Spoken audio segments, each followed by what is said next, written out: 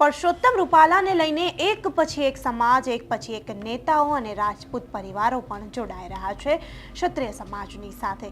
ત્યારે હવે મીરા આહિર પણ પોતાનું નિવેદન આપતા પરસોત્તમ રૂપાલાના બફાટને વખોડી રહ્યા છે અને પરસોત્તમ રૂપાલાની નિંદા કરતા તેમણે શું કહ્યું તે સાંભળ્યું।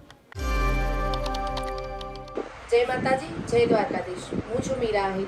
थोड़ा समय पहला एक घटना बनेली हती जेमां परसोत्तमभाई रूपाला जे क्षत्रिय समाजनी स्त्री विषे बोले छे तो खास करीने एमने जणाववानुं के कोई पण स्त्री होय, कोई पण समाजनी होय, स्त्री पूजनीय छे, पूजनीय हती अने पूजनीय रहेवानी। एटला माटे आ घटनाने हूँ वखोडुं छुं कारण के क्षत्रिय समाजनी स्त्री विषे जे बोले छे ए बहु निंदनीय कहेवाय। कारण के जेमणे जोहर करेलुं छे ने हिंदू धर्म माटे કેટલું કરેલું છે। આ વાતમાં હું ક્ષત્રિય સમાજની સાથે છું। એક કલાકારની દ્રષ્ટિએ, એક સ્ત્રીની દ્રષ્ટિએ હું સમાજની સાથે છું કારણ કે જે બોલ્યા છે એ બહુ ખરાબ છે, નિંદનીય છે। હું વખોડું છું આ વાતને। જય માતાજી, જય દ્વારકાધીશ।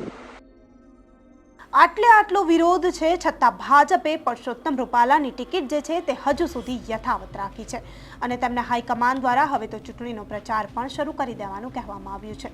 ત્યારે હવે ક્ષત્રિય સમાજ અને ભાજપ જે છે તે આમને સામને આવ્યા છે। ત્યારે જોવાનું રહેશે કે ભાજપ પોતાનો નિર્ણય બદલે છે કે પછી ક્ષત્રિય સમાજ।